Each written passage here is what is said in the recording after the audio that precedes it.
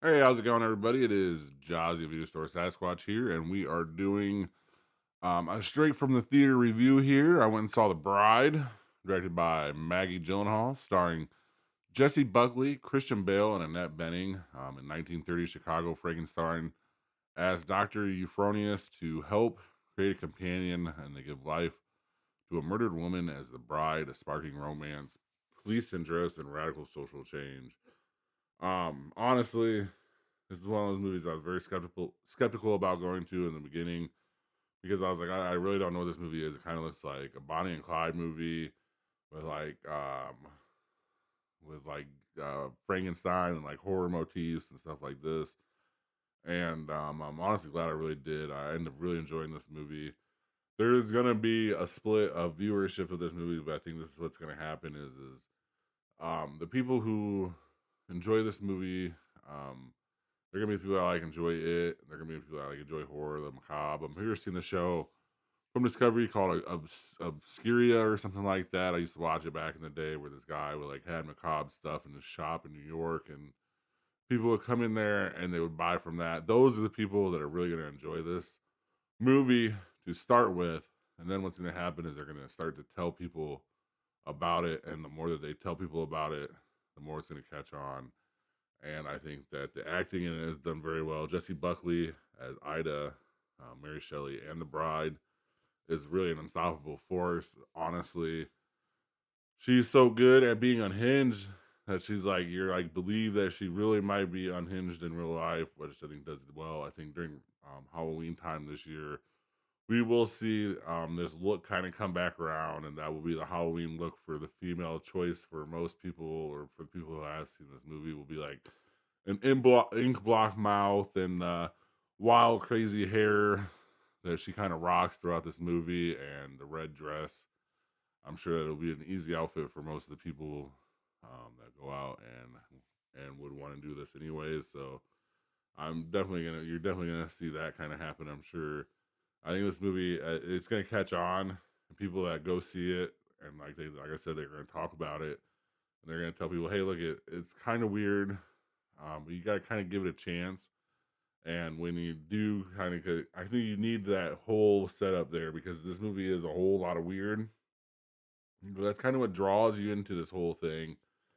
And really, like you know that I like originality, and you would think that like a story about the Bride of Frankenstein wouldn't really be that original, but really the way they kind of pull this off into like a 1930s gangster cop chase movie with, like as I said, kind of Bonnie and Clyde type deal, with the still identity crisis of the monster of Frankenstein and whether he is a monster, and how he kind of sees himself and how she ends up eventually seeing herself.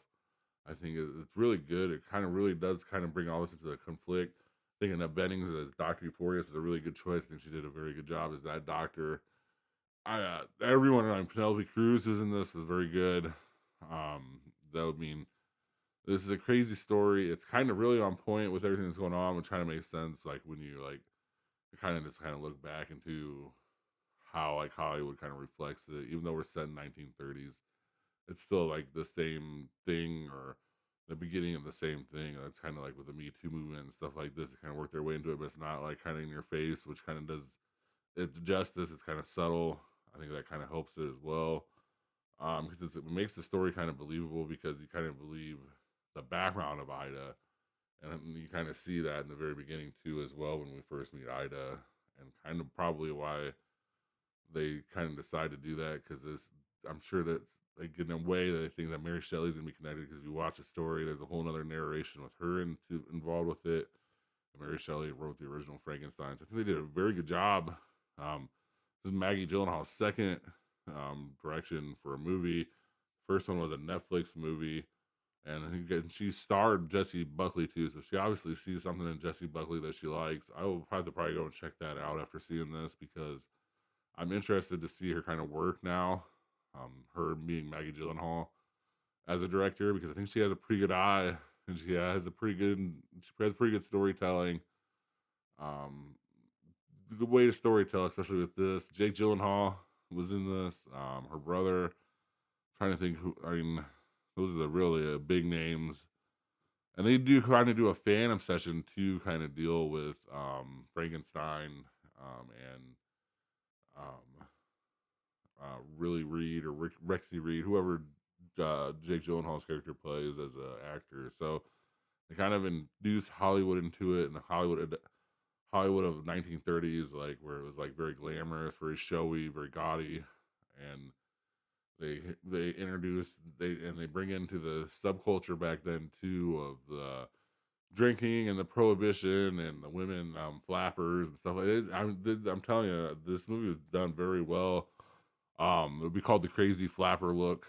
I'm pretty sure is what the Halloween look is going to be this year. This is Christian Bale's first movie in 4 years, and yeah, I think like you know what I mean. A guy like that who's kind of has stock and everything developed into a thing. He's not just going to come into a project as well that he didn't believe in. And I think that when he believes in a project, if you've seen anything Christian Bale's ever done in the past, especially pre Batman, I think really helps. Um, because after Batman, you know, he kind of had to keep a look. But I mean, pre Batman, he was losing tons of weight and doing stuff with Christopher Nolan with that movie where he's like up all the Insomniac or whatever, and then the perfect physique in American Psycho, and then he just kind of changes his body, his mannerisms throughout his like career. He does very well, just kind of hiding in. So yeah, I mean, he's a very great actor. He's very great as Frankenstein. Like it's crazy that there's two Frankenstein movies, and one of them was done by a very great director in Guillermo del Toro, and you're still thinking that maybe the just Maggie Gyllenhaal movie is the better of the two.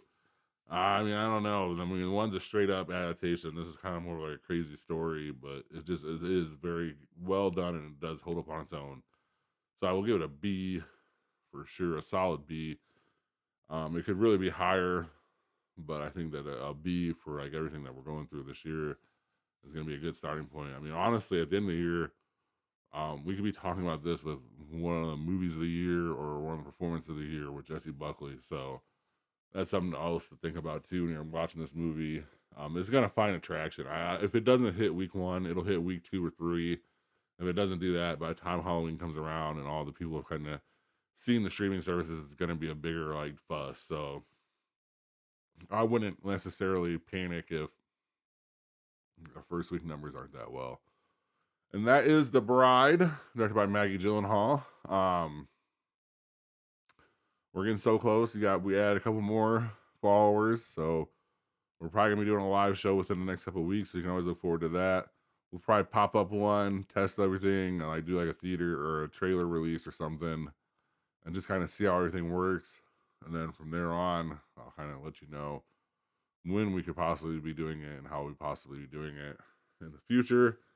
Thank you guys very much for following. Thanks for everyone follow. Thanks for watching, and have a good rest of your day or night.